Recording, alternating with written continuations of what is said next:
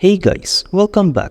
In today's video, I will be showing you how to add calendar to Notion. So let's get started. Step 1. Open Notion and click on Add a Page. Below the database option, you will find various view options including the table, board, list, timeline, calendar, and gallery. Click on Calendar. Now, select a data source for your calendar.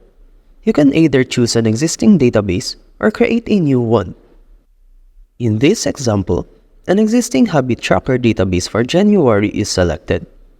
Once you've selected your data source, the calendar will initially appear in the normal view. To create a calendar view, click on the three dots next to your database name, then select Edit View. To create a calendar view, click on the three dots next to your database name, then select Edit View. In the Edit View window, click on Layout. Choose the Calendar option. Your database will now be displayed as a calendar. And that's it. You have successfully created a calendar in Notion using your database.